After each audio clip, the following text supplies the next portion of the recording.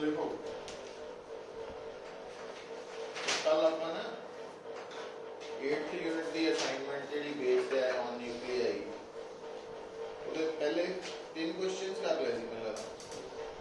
हाँ हम फोर्थ करना वा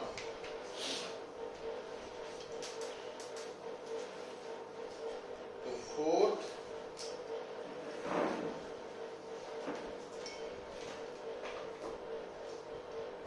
स्टेटमेंट है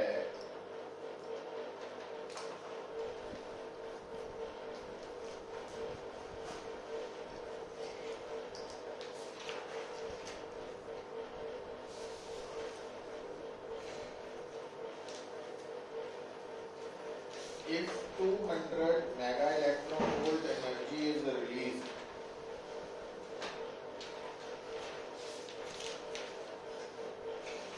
तो की करिए नहीं है मोबाइल पढ़ी है नहीं सवेरे सवेरे उठ के आनी है वो घर देख लिया कर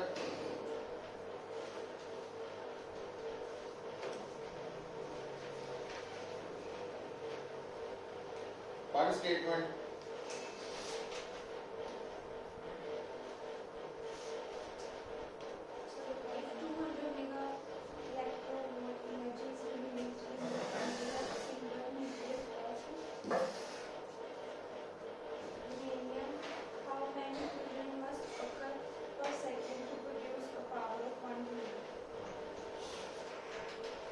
एक fission they which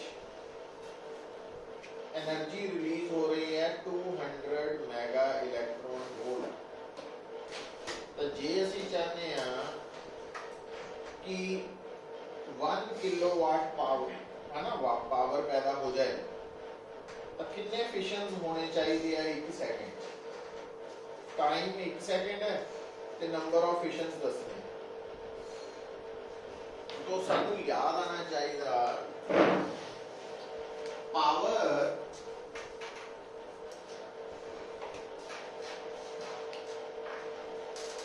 energy release per unit time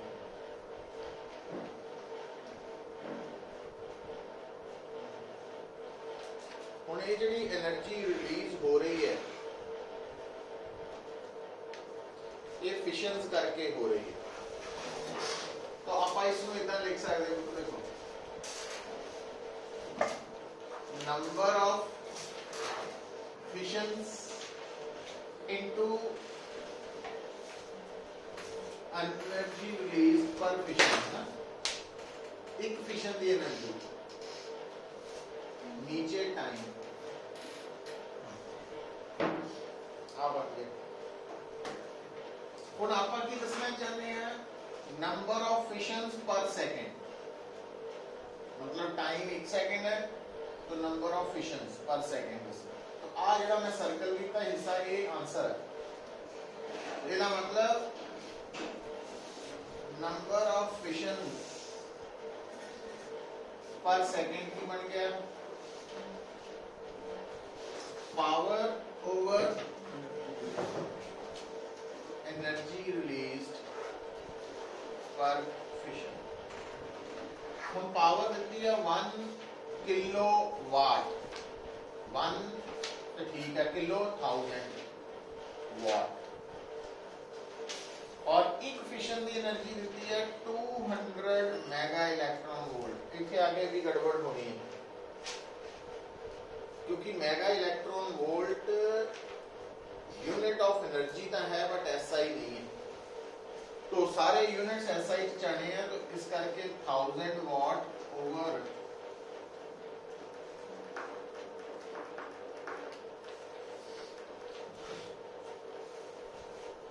क्योंकि 1 मेगा इलेक्ट्रॉन वोल्ट एनर्जी कितनी है 1.6 into 10 raised to power -13 joule तो इन्होंने सॉल्व करके आंसर आ गया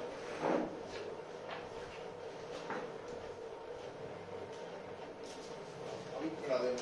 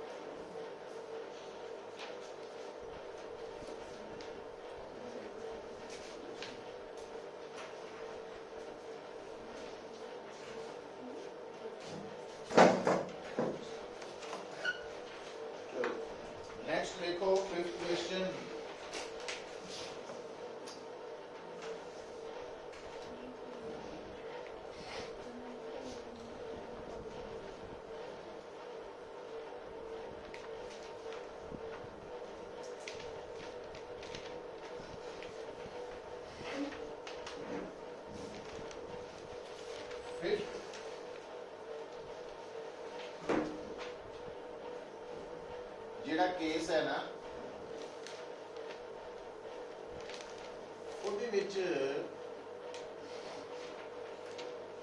ਜਿੱਦਾਂ ਇੱਥੇ ਪਾਵਰ ਸੀ, power energy release per second, ਉੱਥੇ ਟੋਟਲ એનર્ਜੀ ਰਿਲੀਜ਼। तो फिफ्थ क्वेश्चन च टोटल एनर्जी रिलीज्ड दा मतलब number of fissions into energy released per fission, एक फिशन। हुन टोटल एनर्जी रिलीज्ड गिवन है,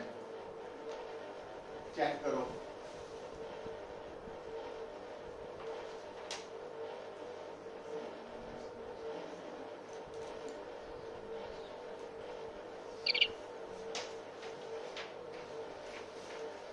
कितनी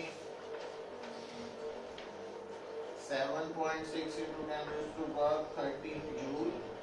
और एनर्जी रिलीज पर fission 200 mega electron volt in joules convert कर लेना।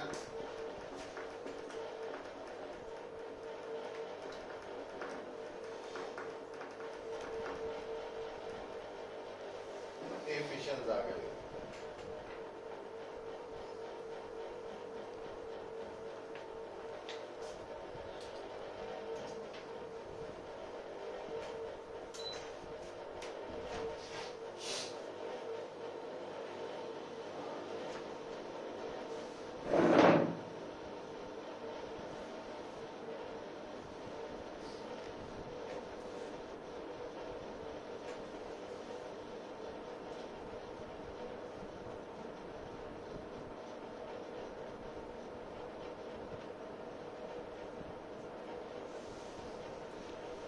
तो पहले पार्ट का आंसर तो आ चुका भी किन्ने मतलब जेड़ा बॉम्ब हिरोशिमा ते रिलीज होया सी ਉਹਦੇ ਚ ਜਿਹੜੀ એનર્ਜੀ ਰਿਲੀਜ਼ ਹੋਈ ਸੀ ਉਹ ਕੈਲਕੂਲੇਟ ਕਰਕੇ ਦੱਸਦੀ ਹੈ। द नंबर ऑफ किन्ने यूरेनियम एटम्स ਉਹਦੇ ਚ ਇਨਵੋਲਵ ਸੀ ਉਹ ਦੱਸਦਾ। ਹੁਣ ਆਪਾਂ ਮਾਸ of uranium used in bomb use ਕਰ ਗੱਲ ਸਿੰਪਲ।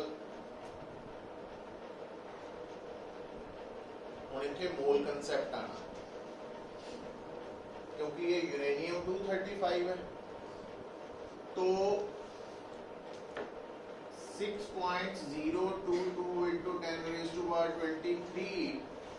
एटम्स यूरेनियम दे मिलके बनाएंगे 1 मोल और 1 मोल यूरेनियम का मास है 235 ग्राम, है ना। जबकि इन चेक करके देखो 7.6 ओवर 1.6 इंटू ऊपर जाके 10 रेज़ पर 26 हो चुका वा। आ दो कट्टे जाने 24 है तो आ जड़ा 2 है ये मल्टीप्लाई हो गया 3.2 है तो इन्ने फिशंस होए है। तो अगर इन्ने एटम्स इन्वॉल्व है यूरेनियम दे तो उन्हां दा मास आया ਤੇ ਸਾਨੂੰ ਤਾਂ ਚਾਹੀਦਾ ਜਿਹੜੇ ਬੰਬ ਦੇ ਅੰਦਰ ਐਟਮ ਸੀਗੇ ਫਿਸ਼ਨ ਦੇ ਉਹ ਇੰਨੇ ਸੀਗੇ ਐਟਮ ਜਿਹਨਾਂ ਕਰਕੇ ਫਿਸ਼ਨ ਹੋਇਆ। तो इट मींस तो मास आ जाएगा 235 ग्राम ओवर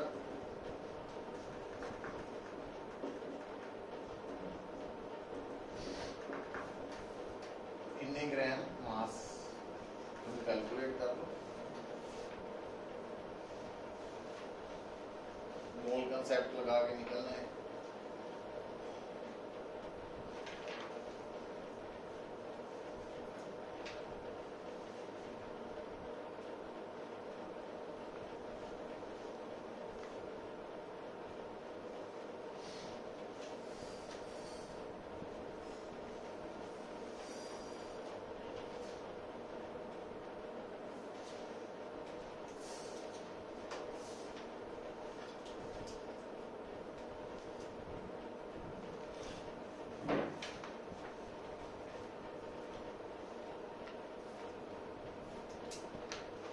नेक्स्ट नोट करो क्वेश्चन नंबर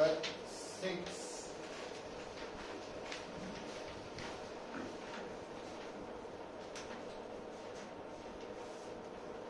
इंपॉर्टेंट है।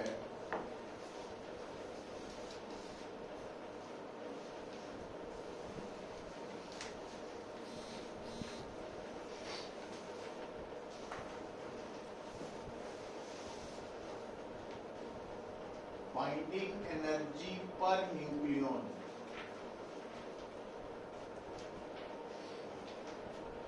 7.68 मेगा इलेक्ट्रॉन वोल्ट है फॉर कार्बन 12। बाइंडिंग एनर्जी पर न्यूक्लियन की होंगी है किसी भी न्यूक्लियस चों एक न्यूक्लियन ਨੂੰ ਬਾਹਰ ਕੱਢਣ ਲਈ ਐਵਰੇਜ ਕਿੰਨੀ ਕੁ એનર્ਜੀ ਚਾਹੀਦੀ ਹੈ ਸਾਨੂੰ ਅਲੱਗ ਕਰਨ ਲਈ न्यूक्लियस तो कार्बन 12 ਲਈ ਦਿੱਤੀ ਹੋਈ ਹੈ और बाइंडिंग एनर्जी पर न्यूक्लियन 7.47 मेगा इलेक्ट्रॉन वोल्ट है फॉर कार्बन 13 आइसोटोप है अभी देती है।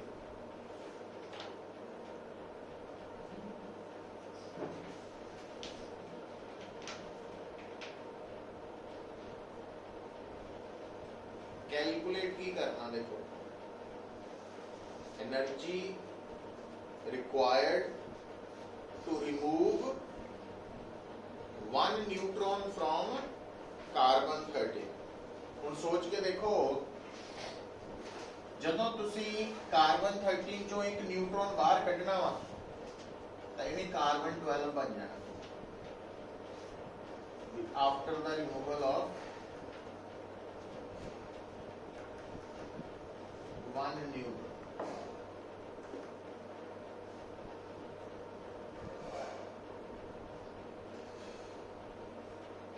ठीक है हुन कैलकुलेट करना कितनी एनर्जी चाहिए तो काम बड़ा सिंपल है। देखो कार्बन 13 दे एक जिहड़ा न्यूक्लियन है ओदी एनर्जी दिती है तुहानू 7.47 तो टोटल बाइंडिंग एनर्जी कट सकते हैं जी। टोटल बाइंडिंग एनर्जी फॉर की करना पैना इंटू 30 और इतना ही यदि भी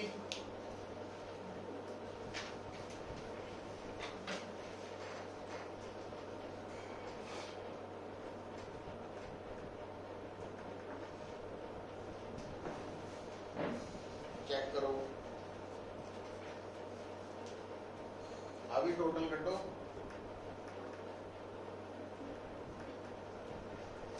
और अभी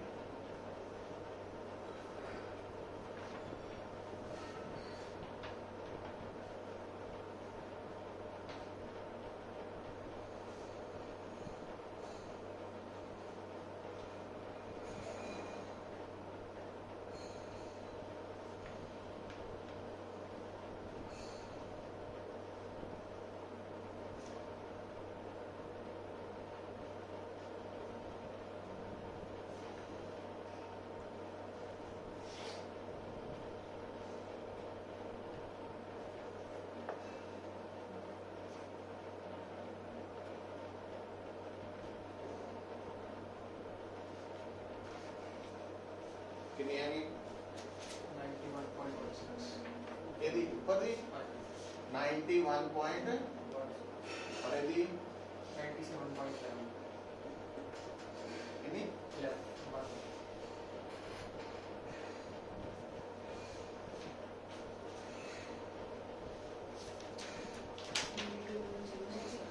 है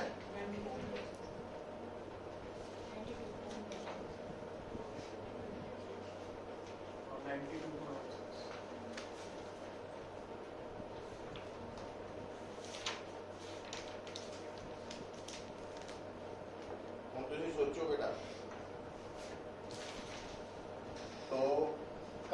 113 ਦੀ ਟੋਟਲ ਬਾਈਂਡਿੰਗ એનર્ਜੀ ਇੰਨੀ ਹੈ ਤੇ ਜੇ ਇੱਕ ਇਲੈਕਟ੍ਰੋਨ ਬਾਹਰ ਨਿਕਲ ਜਾਏ ਤਾਂ ਕਾਰਬਨ 12 ਬਣ ਗਿਆ, ਉਹਦੀ ਇੰਨੀ ਰਹਿ ਗਈ। ਇਹਦਾ ਮਤਲਬ ਜਿਹੜਾ ਡਿਫਰੈਂਸ ਹੈ ਉਹ ਕੀ ਹੈ, एनर्जी रिक्वायर्ड है। तो लिख लो फिर एनर्जी रिक्वायर्ड कितनी हो गई टू रिमूव वन न्यूट्रॉन,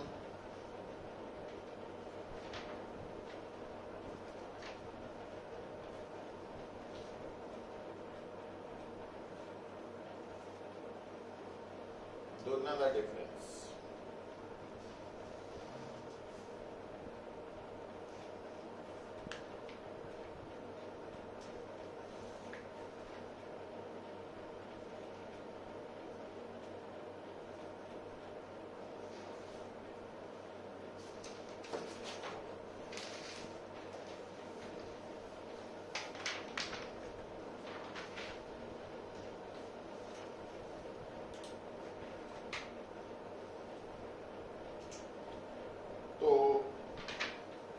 कल ਆਪਾਂ mass defect binding energy per nucleon ਕੱਢੇ ਸੀ ਸਾਰਾ, ਉਹੀ ਸੇਮ 7th 8th ਦਾ। ਦੇਖੋ ਫਰਕ ਇਹ ਹੈ ਵੀ ਤੁਹਾਨੂੰ ਦੱਸਿਆ ਸਭ ਤੋਂ ਪਹਿਲਾਂ मास डिफेक्ट कैलकुलेट होना, मास डिफेक्ट कैलकुलेट करने ਲਈ ਕੀ ਫਾਰਮੂਲਾ ਵਾ, Z MP plus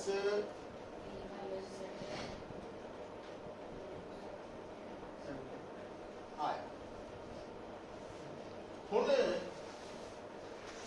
question number 7 ਦੇ ਵਿੱਚ ਨੋਟ ਕਰੀਏ ਆਪਾਂ ਤਾਂ ਦੇਖੋ क्लोरीन है ना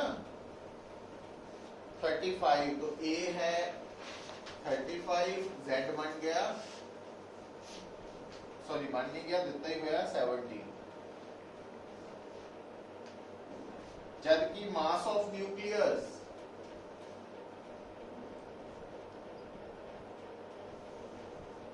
34.9800 AMU, ते मास ऑफ प्रोटॉन और मास ऑफ न्यूट्रॉन में शुरू तो ही लिखता हुआ सारे लिए, तो 1.007825 AMU, 1.008665 AMU, ते 1 AMU की वैल्यू 931.5 मेगा इलेक्ट्रॉन वोल्ट है।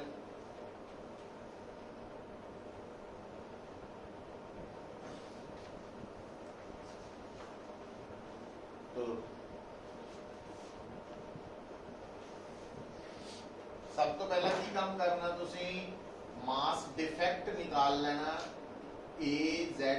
M capital N M P M N इन्हां दी वैल्यूज पुट करके वो आंसर AMU च आ गया।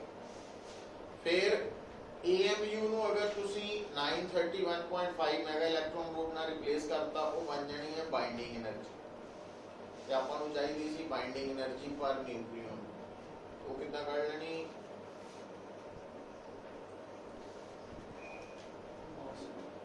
तो बाइंडिंग एनर्जी नु मास नंबर नाल डिवाइड कर।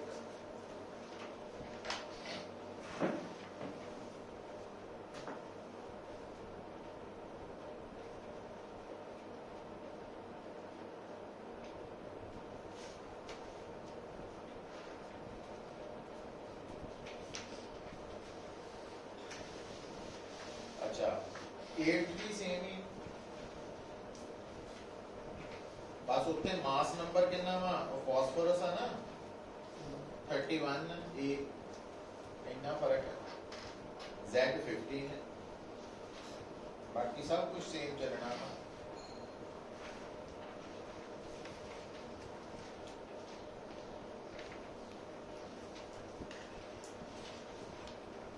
ठीक है, और इधर हमने लिखा नहीं ब्रैकेट MH11, वो प्रोटॉन ही है, वैसे तो वो हाइड्रोजन है ना, एटम हाइड्रोजन एटम की है, एक प्रोटॉन है एक इलेक्ट्रॉन है, इलेक्ट्रॉन का मास का नाम आता ही है प्रोटॉन के सामने, तो प्रोटॉन का मास ही। चलो आ जाओ हम 9th क्वेश्चन।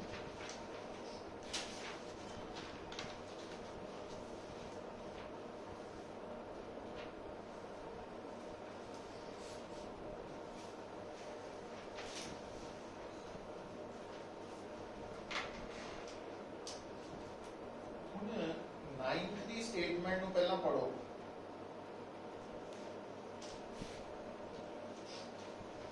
ਇੱਕ ਨਿਊਕਲੀਅਸ ਦੇ ਦੋ ਟੁਕੜੇ ਹੋਏ,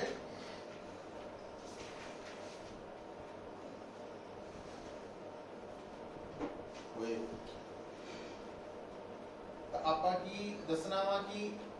ਕਿੰਨੀ એનર્ਜੀ ਰਿਲੀਜ਼ ਹੋਈ, ਠੀਕ ਹੈ। ਔਰ ਤੁਹਾਨੂੰ ਜਿਹੜਾ गिवन न्यूक्लियस है ਉਹਦੀ ਬਾਈਂਡਿੰਗ એનર્ਜੀ ਪਰ ਨਿਊਕਲੀਅਨ ਦਿੱਤੀ ਹੈ ਕਿੰਨੀ 7.6, ਉਹਦਾ ਮਾਸ ਨੰਬਰ ਦਿੱਤਾ ਜਿਹੜੇ ਦੋ ਫ੍ਰੈਗਮੈਂਟਸ ਬਣੇ ਆ ਉਹਨਾਂ ਦੀ ਬਾਈਂਡਿੰਗ એનર્ਜੀ ਵੀ ਦਿੱਤੀ ਹੈ 8.5 ਦਿੱਤੀ ਹੈ और मास नंबर पता वा दोनों दे पता वा, ठीक है। अच्छा हुण सोच के देखो ਇਹਦੇ ਚ ਜਿਹੜਾ ਰਿਐਕਸ਼ਨ ਹੋਇਆ 9th ਦੇ ਵਿੱਚ, तो मान लो पहले वाला न्यूक्लियस है X, ये Y और Z ਦੇ ਵਿੱਚ ਟੁੱਟ ਗਿਆ ਹੈ ਨਾ, ਇਦਾਂ ਹੀ ਹੋਇਆ। जद कि इस तो पहला न्यूमेरिकल ਜਿਹੜਾ ਕੀਤਾ ਸੀ ਉਹਦੇ ਚ ਸੀ ਕਾਰਬਨ 13, ਉਹ ਕਾਰਬਨ 12 ਪਲੱਸ ਨਿਊਟ੍ਰੋਨ ਚ ਟੁੱਟਿਆ ਸੀ। तो ਆਪਾਂ ਕਿਦਾਂ એનર્ਜੀ ਕੈਲਕੂਲੇਟ ਕੀਤੀ ਸੀਗੀ ਆਹ ਵਾਲੇ न्यूमेरिकल ਚ, ਸੋ ਇਹਦੀ ਟੋਟਲ ਬਾਈਂਡਿੰਗ એનર્ਜੀ ਕੱਢ ਲਈ ਸੀ ਔਰ ਇਹਦੀ ਵੀ ਟੋਟਲ ਬਾਈਂਡਿੰਗ એનર્ਜੀ। ਇਹਦੀ ਕਿਉਂ ਨਹੀਂ ਸੀ ਕੱਢੀ? ਕਿਉਂਕਿ ਇਹ ਤਾਂ ਸਿੰਗਲ ਪੀਸ ਹੈ। ਬਾਈਂਡਿੰਗ એનર્ਜੀ ਉੱਥੇ ਆਣੀ ਜਿੱਥੇ ਇੱਕ ਤੋਂ ਜ਼ਿਆਦਾ ਚੀਜ਼ਾਂ ਨੇ ਮਿਲਣਾ, ਉੱਥੇ એનર્ਜੀ ਰਿਲੀਜ਼ ਹੋਣੀ ਹੈ ਹੀ ਜਿੱਥੇ ਕੱਲਾ, ਉੱਥੇ ਨਹੀਂ એનર્ਜੀ ਰਿਲੀਜ਼ ਹੋਣੀ। ਇਸ ਕਰਕੇ ਆਪਾਂ ਇਹਦੀ ਟੋਟਲ એનર્ਜੀ ਔਰ ਇਹਦੀ ਟੋਟਲ ਬਾਈਂਡਿੰਗ એનર્ਜੀ ਕੱਢੀ ਸੀਗੀ, ਤਾਂ ਦੋਨਾਂ ਦਾ ਕੀ ਲੈ ਲਿਆ ਸੀ? ਡਿਫਰੈਂਸ। ਇਹਦੀ ਕਿਉਂ ਨਹੀਂ ਸੀ ਕੱਢੀ? ਕਿਉਂਕਿ ਇਹਦੀ ਹੋਣੀ ਨਹੀਂ ਬਾਈਂਡਿੰਗ ਇਹ ਚ ਹੋਣੀ, ਦੋ ਚੀਜ਼ਾਂ ਚ ਹੋਣੀ ਘੱਟੋ ਘੱਟ, तो ਕੱਲੇ ਚ ਨਹੀਂ ਹੋਣੀ। तो न्यूट्रॉन ਕੱਲਾ ਪਾਰਟੀਕਲ ਹੈ, ਪਰ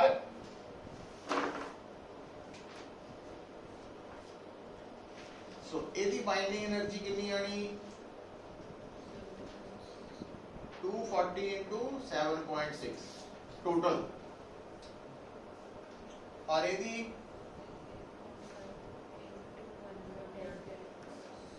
110 into 8.5, और ਇਹਦੀ 150। तो आप प्रोडक्ट्स की टोटल बाइंडिंग एनर्जी काट लो, दोनों ਨੂੰ ऐड कर लेना, तो आ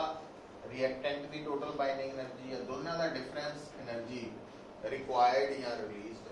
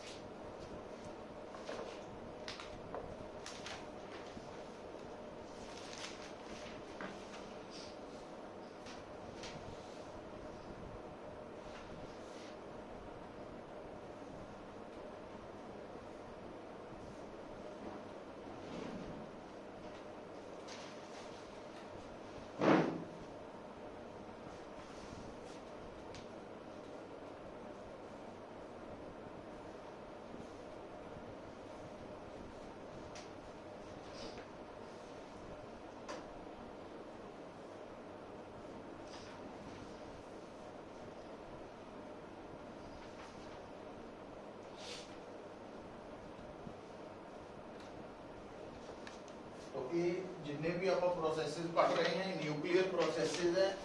तो न्यूक्लियर प्रोसेसेस से एनर्जी रिलीज या एनर्जी रिक्वायर्ड कितना कट सकते हैं?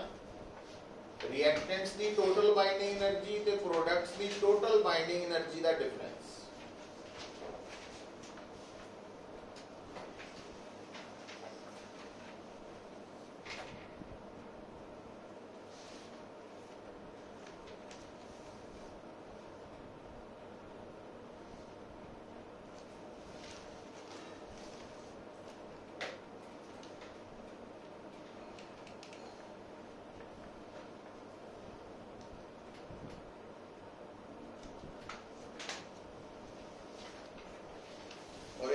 नोट कर लो दो गल्लां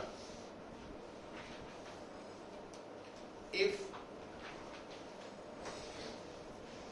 नोट करके लिख लो if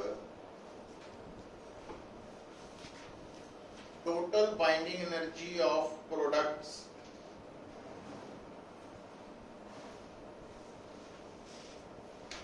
is more than that of reactants अगर products की ज़्यादा वा reactants की घट है then energy will be released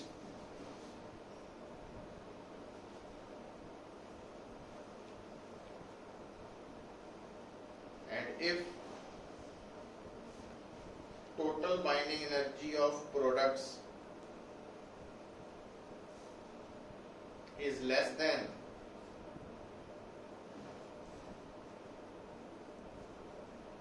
that of reactants then energy is absorbed कर लो या supplied कर दो या required फिर energy required supplied absorbed ये है अच्छा फिर बेटा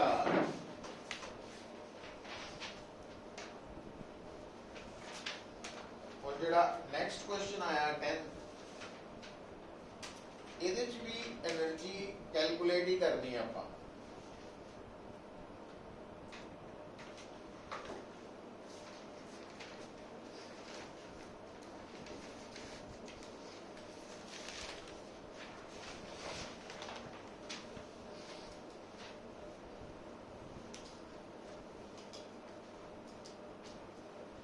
और आ जी न्यूक्लियर प्रोसैस च एनर्जी रिलीज या रिक्वायर्ड होंगी ना इनू क्यू वैल्यू कह देने हैं क्यू वैल्यू क्यू जी है ना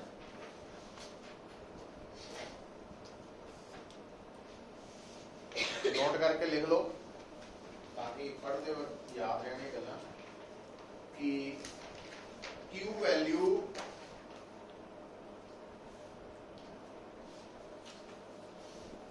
is the energy released or required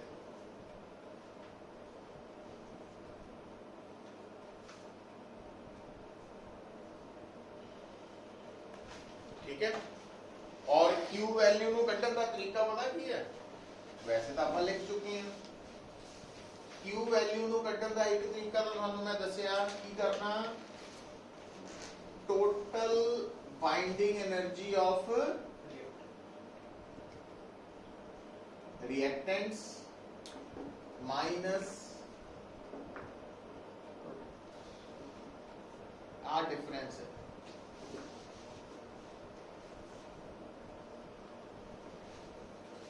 तो प्रेफर करो पहला प्रोडक्ट्स ही लिखिए क्योंकि अपना फाइनल माइनस इनिशियल करते हैं ना प्रोडक्ट्स माइनस रिएक्टेंट्स का एक तरीका और दूसरा है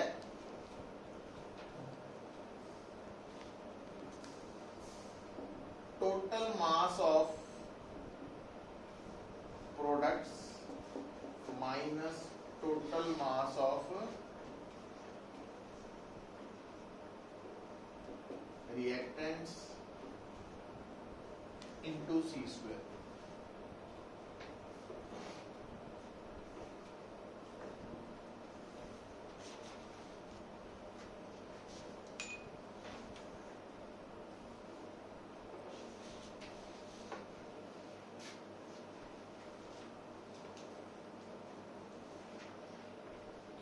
जिथे एनर्जी रिलीज होनी है ना उत्थे रिएक्टेंट्स का मास ज्यादा होना प्रोडक्ट्स का घट अच्छा हुण इत्थे थोड़ा ध्यान रखीदा वा कि जदों तुसीं आ फार्मूला क्यू लई यूज करना ना तां मासेस SI च होने किलोग्राम और C स्क्वायर सी की है स्पीड ऑफ लाइट तो आंसर जूल जाना पर अगर जिदा कि ਤੁਹਾਡਾ numerical number 10 है ਇਹਦੇ ਵਿੱਚ ਨਾ masses ਜਿਹੜੇ ਦਿੱਤੇ ਆ ਉਹ u ਚ ਦਿੱਤੇ ਆ amu ਜਾਂ u ਇਹਦਾ ਮਤਲਬ ਆ ਜਿਹੜਾ ਬ੍ਰੈਕਟ ਵਾਲਾ ਸਕੁਅਰ ਬ੍ਰੈਕਟ ਦਾ ਡਿਫਰੈਂਸ ਹੈ ਇਹ u ਜਾਣਾ ਤੇ u ਨੂੰ ਸਿੱਧਾ એનર્ਜੀ ਚ ਕਨਵਰਟ ਕਰਨ ਲਈ ਪਤਾ ਹੀ ਹੈ 1u 931.5 ਮੈਗਾ ਇਲੈਕਟ੍ਰੋਨ ਉੱਥੋਂ ਸਿੱਧਾ q ਨਿਕਲ ਆਣਾ ਕਿ c ਸਕੁਅਰ ਕਰਨ ਦੀ ਲੋੜ ਨਹੀਂ ਹੁੰਦੀ तो ये सारा u वाला ही है ना इस करके तो ਇਹਦਾ ਆਨਸਰ ਤੁਸੀਂ ਕਿੱਦਾਂ ਬਣੂ ਤੁਹਾਡਾ 10th ਦਾ answer total mass of products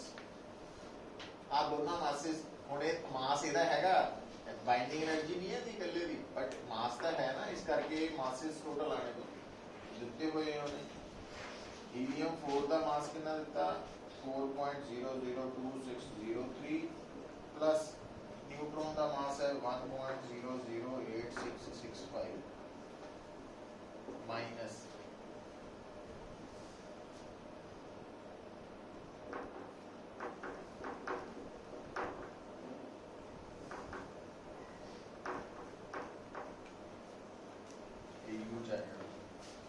और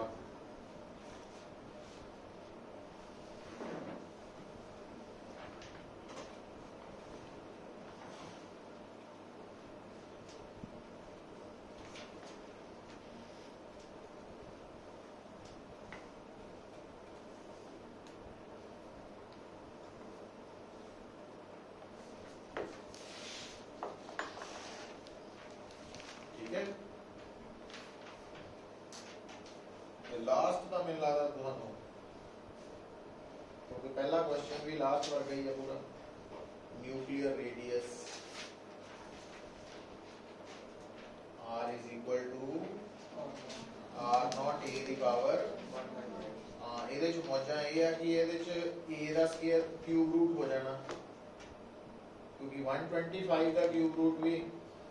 5 है ਤੇ 27 ਦਾ 3 है ये आंसर मुश्किल नहीं होना क्यूब रूट करना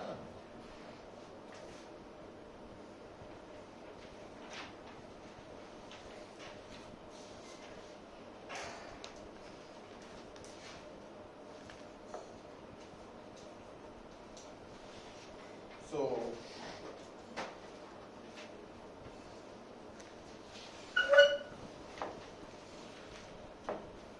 ये तासी पुत्र यूनिट नंबर 8 ਦੇ ਨੂਮੈਰੀਕਲਸ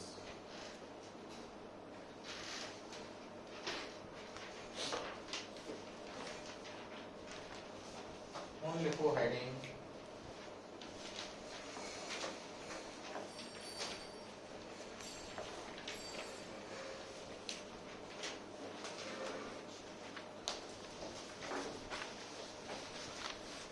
हेडिंग लिखो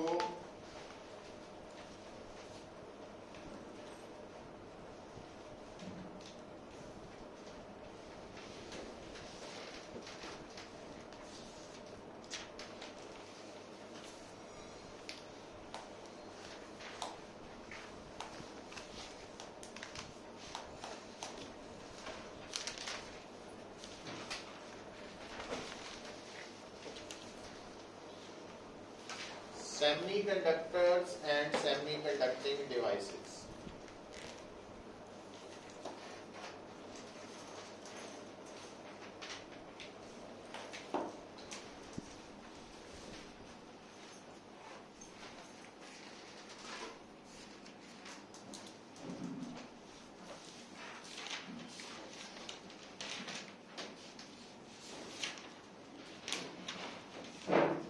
देखो पुत्र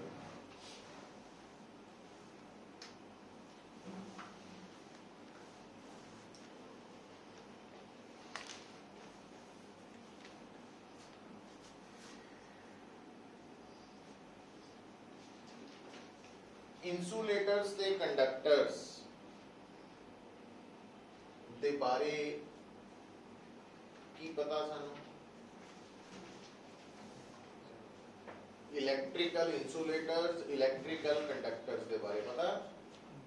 की है तो देखो अपा ਇਹ ਦੇਖਦੇ ਆ ਕਿ ਕੰਡਕਟਰਸ, ਇਲੈਕਟ੍ਰੀਕਲ ਕੰਡਕਟਰਸ ਉਹ ਸਬਸਟੈਂसेस ਹੈ ਜਿਨ੍ਹਾਂ ਦੇ ਥਰੂ ਇਲੈਕਟ੍ਰਿਕ ਕਰੰਟ ਬੜਾ ਈਜ਼ੀਲੀ ਪਾਸ ਕਰਦਾ ਤੇ ਇਨਸੂਲੇਟਰਸ ਚ ਪਾਸ ਨਹੀਂ ਕਰਦਾ, ਮਤਲਬ ਨਾ ਮਾਤਰ ਹੀ ਹੋਏਗਾ ਜਿਹੜਾ ਕਿ ਨੈਗਲੀਜੀਬਲੀ ਸਮਾਲ ਹੈ, ਜ਼ੀਰੋ ਹੀ ਹੈ। ਔਰ ਇਸ ਫਰਕ ਨੂੰ ਦੱਸਣ ਲਈ ਅਸੀਂ ਜਿਹੜੀ ਥਿਊਰੀ ਦੇ ਬੇਸ ਅਸੀਂ ਗੱਲ ਕਰਦੇ ਹਾਂ ਉਹਨੂੰ ਕਹਿੰਦੇ ਆ ਫ੍ਰੀ ਇਲੈਕਟ੍ਰੋਨ ਥਿਊਰੀ। ਉਹ ਕੀ ਕਹਿੰਦੀ ਹੈ ਕਿ ਕੰਡਕਟਰ ਚ ਕਰੰਟ ਕਿਉਂ ਪਾਸ ਕਰਦਾ, ਕਿਉਂਕਿ ਇਹ ਕੋ ਫ੍ਰੀ ਇਲੈਕਟ੍ਰॉन्स ਹੈ। इंसुलेटर्स च पास क्यों नहीं करता करंट, क्योंकि एक को फ्री इलेक्ट्रॉन्स है नहीं, एक को है नहीं तो करंट है नहीं, ये को है फ्री इलेक्ट्रॉन्स तो करंट है। हुण ये गल काफी देर तक तो मतलब हुण भी ठीक ही है, बट ये एक्सप्लेनेशन काफी देर तक चलती रही जब तक कि एक तीसरी कैटेगरी सेमीकंडक्टर्स नहीं पता लगी। देखो जे फ्री इलेक्ट्रॉन्स है कंडक्टर्स, नहीं है इंसुलेटर्स। तीसरी कैटेगरी का इस एक्सप्लेनेशन के ऊपर जे आप चल के देखिए तो स्कोप ही कोई नहीं है, क्योंकि जे है तो कंडक्टर, नहीं है तो इंसुलेटर, फ्री इलेक्ट्रॉन्स। तो इस फ्री इलेक्ट्रॉन थ्योरी के अकॉर्डिंगली सेमीकंडक्टर्स जिहड़े है वो एग्जिस्ट नहीं होने चाहिए सी, बट है। तो इन्हां दी एग्जिस्टेंस नू एक्सप्लेन करन दे लई साडे कोल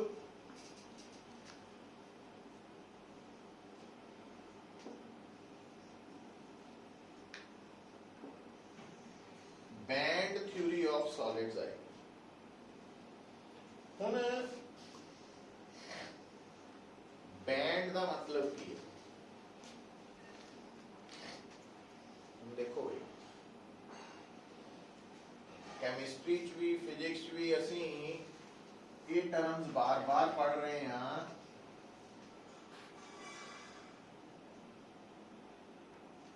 एनर्जी लेवल्स भाई हर एटम के अंदर की होंगे है, ਉਹਦਾ मतलब की है, मीनिंग की है।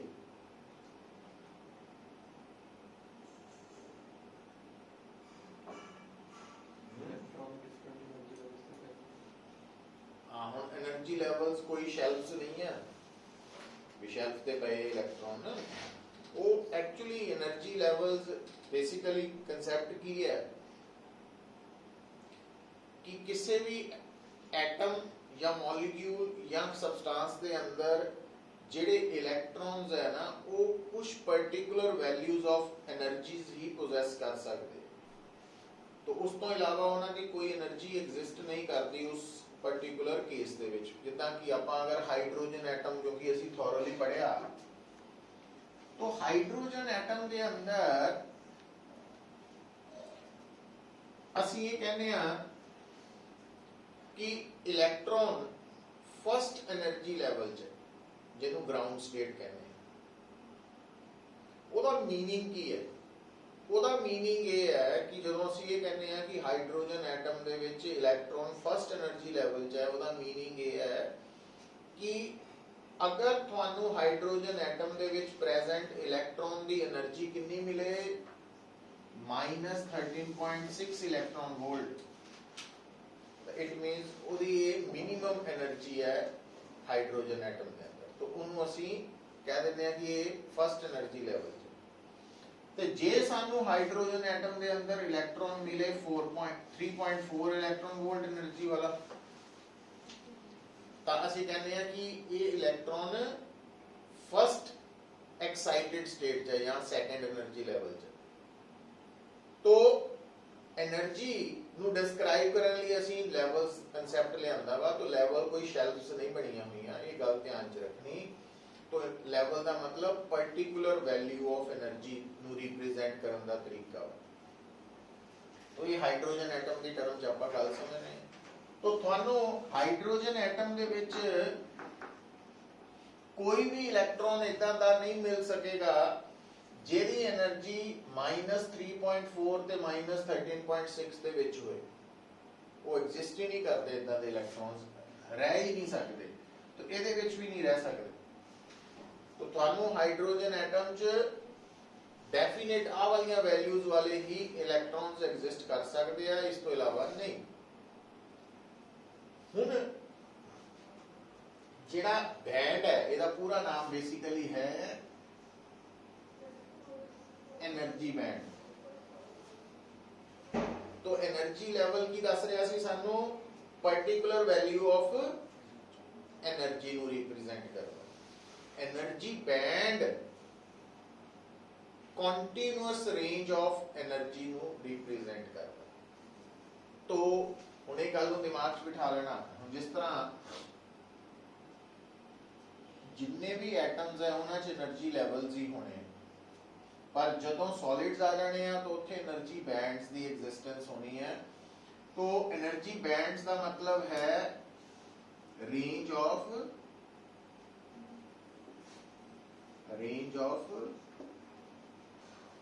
एनर्जीज। जिस तरह अगर मैनू कोई कहे, सपोज ये गल समझाऊंगी मैं, मान लो इत्थे लिखे आ गया -7.4, ठीक है, और इत्थे लिखे आ गया -5.2, इत्थे लिखे आ गया -3.4, -9.7। मैं कुछ लिखता सिर्फ तुहानू समझाने लई। और आ लिखिया वा valence band, conduction band, forbidden band. Valence band मैं एक्सप्लेन करा नहीं हो रहा, valence band, conduction band, forbidden band. तो ये सानू किसी सॉलिड बारे इतना डायग्राम बनी आ गई। ਇਹਦਾ मतलब साडे ਲਈ ਕੀ है, सिग्निफिकेंस की है कि हर सबस्टांस के अंदर दो तरह के इलैक्ट्रॉन्स हो सकते हैं। इको इलैक्ट्रॉन्स जेडे उस सबस्टांस के अंदर जिथे मर्जी चाहन आ जा सकते हैं, फ्री इलैक्ट्रॉन्स। ते दूसरा वो इलैक्ट्रॉन्स जेडे अपने अपने मॉलिक्यूल या एटम के न्यूक्लियस नाल जुड़े हुए हैं, बाउंड इलैक्ट्रॉन्स। तो अगर मान लो मैनू कोई कहे कि साडा इलैक्ट्रॉन वैलेंस बैंड च है, तो जदों अज तो बाद तुहानू कोई बोले कि इलैक्ट्रॉन वैलेंस बैंड च है, इसका मतलब बाउंड इलैक्ट्रॉन की गल हो रही है। समझ आई गल? वैलेंस बैंड दे विच इलैक्ट्रॉन दा होण दा मतलब साडे लई की होएगा, बाउंड इलैक्ट्रॉन। जदों सानू कोई कहे इलैक्ट्रॉन कंडक्शन बैंड च आ गया या है, तो कंडक्शन बैंड दे विच इलैक्ट्रॉन दा मतलब फ्री इलैक्ट्रॉन। फ्री इलैक्ट्रॉन वो इलैक्ट्रॉन जेड़ा पूरे सबस्टांस च जिथे मर्जी चाहे घूम फिर सकता हो। पहली गल है। दूसरी गल, ये डायग्राम दस रही है क्योंकि हुण मैं तुहानू दसता कि जेड़ा वैलेंस बैंड है ਉਹਦੇ ਵਿੱਚ इलैक्ट्रॉन्स ਦਾ मतलब है बाउंड इलैक्ट्रॉन्स, और कंडक्शन बैंड ਦੇ ਵਿੱਚ इलैक्ट्रॉन ਦਾ मतलब है फ्री इलैक्ट्रॉन। ਹੁਣ इस डायग्राम ਦੇ अकॉर्डिंगली जिस सबस्टांस ਦੇ ਲਈ, जिस सॉलिड ਦੇ ਲਈ ये डायग्राम बनाई गई है, उस सॉलिड ਦੇ अंदर अगर कोई इलैक्ट्रॉन्स है जिन्हां दी एनर्जी -9.7 इलैक्ट्रॉन वोल्ट तो -7.4 इलैक्ट्रॉन वोल्ट तक है, तो वो सारे बाउंड इलैक्ट्रॉन्स है। तो जे इस सॉलिड के अंदर कोई इलैक्ट्रॉन्स की एनर्जी -5.2 तो लैके -3.4 इलैक्ट्रॉन वोल्ट तक है, तो वो सारे इलैक्ट्रॉन्स फ्री है। आ की है फॉरबिडन बैंड। फॉरबिडन मतलब मनाही, मना मतलब ये दस रहा कि जिस सॉलिड लिए ये डायग्राम बनी है, उस सॉलिड के अंदर थानू इदा का कोई इलैक्ट्रॉन नहीं मिलेगा जिसकी एनर्जी -7.4 तो 5.2 तक ਫੋਰਬਿਡਨ એનર્ਜੀ ਹੈ ਮਨਾਵਾ ਮਤਲਬ ਜਿਸ ਤਰ੍ਹਾਂ ਐਟਮ ਦੇ ਵਿੱਚ ਪਾਰਟਿਕੂਲਰ એનર્ਜੀਜ਼ ਹੀ ਹੋ ਸਕਦੀਆਂ ਉਸ ਤੋਂ ਇਲਾਵਾ ਨਹੀਂ ਉਦਾਂ ਹੀ ਫੋਰਬਿਡਨ ਬੈਂਡ ਸੋਲਿਡਸ ਵੀ ਐਗਜ਼ਿਸਟ ਕਰਦੇ ਆ ਵੀ ਉਸ એનર્ਜੀ ਰੇਂਜ ਦਾ ਕੋਈ ਇਲੈਕਟ੍ਰੋਨ ਅਵੇਲੇਬਲ ਨਹੀਂ ਹੈ ਜਾਂ ਐਗਜ਼ਿਸਟ ਹੀ ਨਹੀਂ ਕਰ ਸਕਦਾ ਔਰ ਉਹ ਕਿਉਂ ਨਹੀਂ ਐਗਜ਼ਿਸਟ ਕਰ ਸਕਦਾ ਉਹਨੂੰ ਅਸੀਂ ਹਾਈਜ਼ਨਬਰਗ ਅਨਸਰਟਨਟੀ ਪ੍ਰਿੰਸੀਪਲ ਤੋਂ ਵੀ ਐਕਸਪਲੇਨ ਕਰ ਸਕਦੇ ਹਾਂ ਤੇ ਉਹਨੂੰ ਅਸੀਂ ਮੈਟਰ ਵੇਵ ਤੋਂ ਵੀ ਦੱਸ ਸਕਦੇ ਹਾਂ ਵੀ ਉਸ ਮੈਟਰ ਵੇਵ ਵਾਲਾ ਇਲੈਕਟ੍ਰੋਨ ਨਹੀਂ ਐਗਜ਼ਿਸਟ ਕਰੇਗਾ ਪਰ ਉਹ ਕਰਨਾ ਨਹੀਂ ਅਸੀਂ ਸਾਡਾ ਨਹੀਂ +2 ਤੱਕ ਸਿਰਫ ਸਾਨੂੰ ਇਹ ਪਤਾ ਹੋਣਾ ਚਾਹੀਦਾ ਕਿ ਸੋਲਿਡਸ ਦੇ ਕੇਸ 'ਚ એનર્ਜੀ ਬੈਂਡਸ ਐਗਜ਼ਿਸਟ ਕਰਦੇ ਔਰ ਇਹ ਕਨਸੈਪਟ ਦੱਸਣ ਵਾਲੀ ਥਿਊਰੀ ਨੂੰ ਬੈਂਡ ਥਿਊਰੀ ਆਫ ਸੋਲਿਡਸ ਕਹਿੰਦੇ ਆ ਇਹਨੂੰ ਨਹੀਂ ਪੜ੍ਹਨਾ ਆਪਾਂ ਇਹਨੂੰ ਯੂਜ਼ ਹੀ ਕਰਨਾ ਔਰ એનર્ਜੀ ਬੈਂਡਸ ਦਾ ਮਤਲਬ ਸਾਡੇ ਲਈ ਕੀ ਹੋਏਗਾ ਕੰਟੀਨਿਊਅਸ ਰੇਂਜ ਆਫ એનર્जीज तो और एक तीन तरह के बैंड्स एग्जिस्ट करने हैं एक वैलेंस बैंड दूसरा फॉरबिडन बैंड तीसरा conduction band electron in conduction band का मतलब की होएगा फ्री इलेक्ट्रॉन्स और फ्री इलेक्ट्रॉन्स दी जो ड्यूटी है वो की है ड्यूटी कह लो या ਉਹਦੇ ਕਰਕੇ ਕੀ ਹੋ ਰਿਹਾ कंडक्शन होनी है करंट ਦਾ ਕਾਰਨ कौन है फ्री इलेक्ट्रॉन्स ਜਿਹੜੇ ਘੁੰਮ ਫਿਰ ਸਕਣ ਮਟੀਰੀਅਲ ਬਾਉਂਡ ਇਲੈਕਟ੍ਰੋਨਸ ਜਿੰਨੇ ਮਰਜ਼ੀ ਹੋਣ ਉਹਨਾਂ ਕਰਕੇ ਕੰਡਕਟਿਵਿਟੀ ਨਹੀਂ ਹੋਣੀ ਕਿਉਂਕਿ ਉਹ ਆਪਣੀ ਆਪਣੀ ਜਗ੍ਹਾ ਤੇ ਫਿਕਸ ਹੈ ਫੋਰਬਿਡਨ ਬੈਂਡ ਦਾ ਮਤਲਬ भाई इस रेंज च कोई इलेक्ट्रॉन एग्जिस्ट नहीं करेगा और दूसरी गल ये भाई जिस तरह ਤੁਹਾਨੂੰ याद होएगा भी अगर मान लो हाइड्रोजन एटम च इलेक्ट्रॉन ग्राउंड स्टेट च है ते ਅਸੀਂ ਚਾਹੁੰਦੇ ਆ ਕਿ ਉਹ ਕਿੱਥੇ ਜਾਏ फर्स्ट एक्साइटेड स्टेट मतलब सेकंड एनर्जी लेवल च ਤਾਂ ਕਿੰਨੀ એનર્ਜੀ ਦੇਣੀ ਪੈਣੀ इस एनर्जी चों आ वाली एनर्जी डिफरेंस उतना ही इत्थे भाई जे मान लो कोई इलेक्ट्रॉन इत्थे है वैलेंस बैंड और वो इत्थे पहुंचना चाहता वा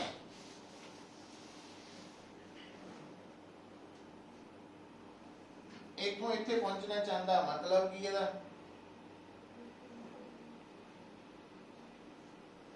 बाउंड इलेक्ट्रॉन फ्री होना चाहता वा ठीक है तो बाउंड नु फ्री करन दे लई की करना पैना एनर्जी कितनी घट्टो घट इतना डिफरेंस आ डिफरेंस तो आ जिहड़ा डिफरेंस है इहनू असीं कहने आ एनर्जी गैप और समझ जाओ एनर्जी गैप जितना छोटा होएगा घट होएगा उतना बाउंड इलेक्ट्रॉन्स ਨੂੰ फ्री करना सौखा वा ते जितना मुश्किल होएगा ਵੱਡਾ होएगा उतना मुश्किल है ਹੁਣ ਦੇਖਣ ਵਾਲੀ ਗੱਲ ਕੀ ਆਈ कि बैंड थ्योरी ऑफ सॉलिड्स ਦੇ ਅਕੋਰਡਿੰਗਲੀ जितने भी इंसुलेटर्स होंगे ये आप दोबारा गल करनी है डायग्राम बना के जितने भी इंसुलेटर्स होंगे है उन्हां दे अंदर सारे इलेक्ट्रॉन्स किथे रहंदे हैं वैलेंस बैंड्स बाउंड ही होंगे फ्री है ही नहीं और प्लस अगली गल भी आ जिहड़ा एनर्जी गैप है ये बहुत वड्डा हुंदा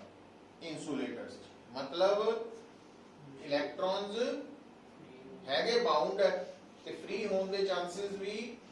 घट ही है मुश्किल है अच्छा जेडे कंडक्टर्स है उन्हां दे विच बाउंड इलेक्ट्रॉन्स भी बहुत है और फ्री भी है और ये गल पहले भी दसी हुई है देखो तो हुण जिद्दां मान लो सोडियम मेटल है सोडियम कंडक्टर है तो सोडियम दे हर एटम को कितने कितने इलेक्ट्रॉन्स एटॉमिक नंबर के बराबर 11 ते लिखा वा याद रखने होंगे एटॉमिक नंबर के बराबर इलेक्ट्रॉन्स तो 11 वा पर 11 चो एक ही फ्री होना वा 10 बाउंड ही है हुण 11 चो एक फ्री ऑलमोस्ट 9% के करीब मतलब ये नहीं समझना भी किसी मटीरियल च भी 60% 70% फ्री नहीं होंगे 8-10% इलेक्ट्रॉन्स ही फ्री होंगे बाकी सारे उस तो भी घट ही होंगे पर वो इतना ज़्यादा नंबर है कि कंडक्टिविटी बड़ी आसानी नाल हो जाती है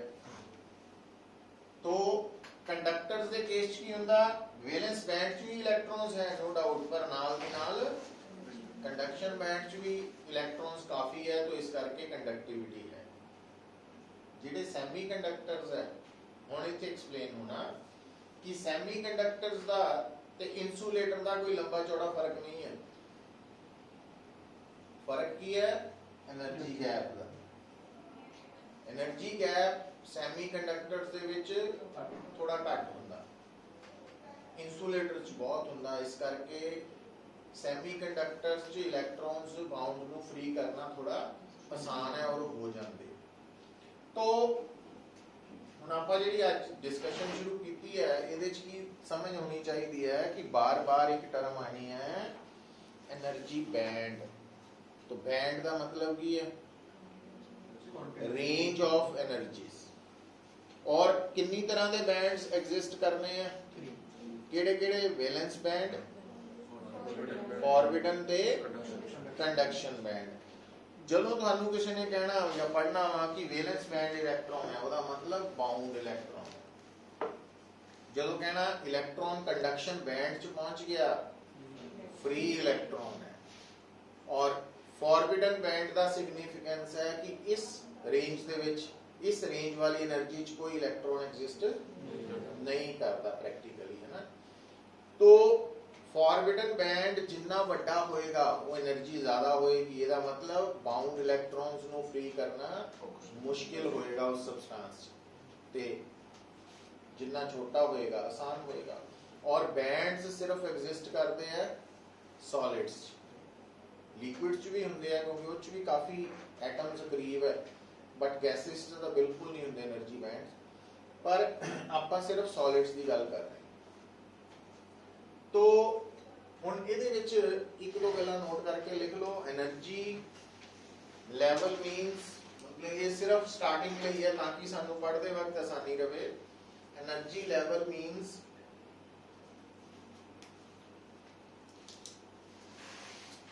पर्टिकुलर वैल्यू ऑफ एनर्जी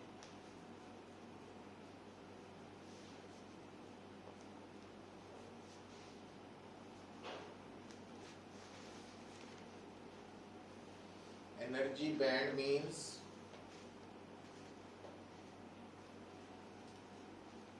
लिखेंगे कॉन्टिन्यूअस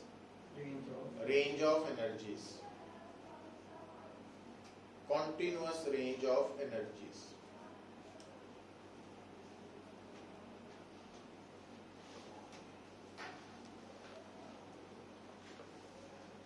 फिर लिख लो टाइप्स ऑफ एनर्जी बैंड्स ये सिर्फ थोड़े लिए है किसी ने डायरेक्ट नहीं पूछना इनू पर सानू समझ होनी चाहिए क्योंकि ये टॉपिक है ना ये सारा साडे लिए इंटायरली न्यू वन है ये टर्म्स असी नहीं पढ़िया बिल्कुल भी लोअर क्लासेस जिदा वैलेंस बैंड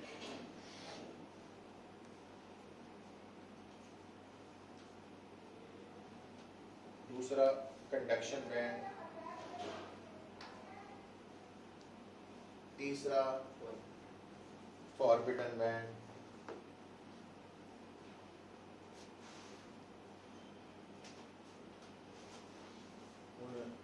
एक लाइन लिख लीजिए electrons in valence band means electrons in valence band means bound electrons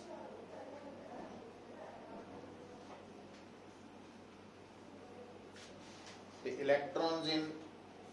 conduction band means free electrons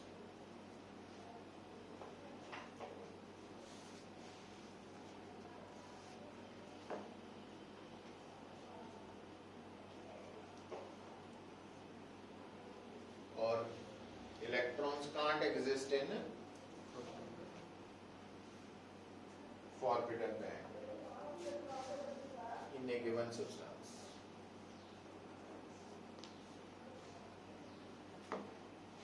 कितना टाइम हो गया? हो गए? चलो इतने रुक जाओ। तो ਇਹਨੂੰ ਚਾਹੇ ਨਾ ਨੋਟ ਕਰੋ, ਕੋਈ ਗੱਲ ਨਹੀਂ, ਆਪਾਂ ਜਦੋਂ ਮੰਡੇ ਨੂੰ ਆਵਾਂਗੇ ਤਾਂ ਫਿਰ ਇਹ ਸਾਰਾ ਡਿਸਕਸ ਕਰਾਂਗੇ, ਹੈ ਨਾ। तो एक गल और नोट कर लो, ਹੁਣ ਜਿਹੜਾ ਨੈਕਸਟ ਵੈਨਸਡੇ ਹੈ, ਬੁੱਧਵਾਰ, ਉਹਦਾ ਟੈਸਟ ਨੋਟ ਕਰੋ ਪਹਿਲਾਂ ਨਾ। Unit number 8 atoms and nuclei complete हो गया, न्यूमेरिकल्स भी हो गए, कंसेप्चुअल प्रॉब्लम्स भी मिल गई हैं ਤੁਹਾਨੂੰ। ਕੱਲ ਦੀ ਟਾਈਮ ਦੇਖ ਲੈਣੇ, ਕੱਲ ਤਾਂ ਕੰਪੀਟੀਸ਼ਨ ਮੈਚ ਹੀ ਹੈ ਤੁਹਾਡਾ ਨਾ। ਹੁਣ 4 ਦਿਨ ਕਲਾਸ ਹੈ ਰੈਗੂਲਰ, ਵੈਸੇ ਤਾਂ ਮੈਂ ਗਰੁੱਪ ਚ ਪਾ ਦੇਣਾ, ਬਟ ਫਿਰ ਵੀ ਜੇ ਨਾ ਵੀ ਪਵੇ ਤਾਂ ਵੀ ਨੋਟ ਕਰ ਲਓ, ਮੰਡੇ, ਟਿਊਜ਼ਡੇ, ਫਰਾਈਡੇ ਤੇ ਸੈਟਰਡੇ ਰੈਗੂਲਰ ਕਲਾਸ ਹੈ। ਟੈਸਟ ਕਿਸੇ ਦਿਨ ਵੀ ਹੋ ਸਕਦਾ ਨਾਲ, ਜਿੱਦਾਂ ਹੁਣ ਵੈਨਸਡੇ कहता ना, तो ये ना समझो भी वैनसडे कंपटीशन क्लास या टेस्ट होना वा, वो अगे पिछे आके दे सकते टेस्ट। तेरी कल की है शेड्यूल? कल छुट्टी है? चलो।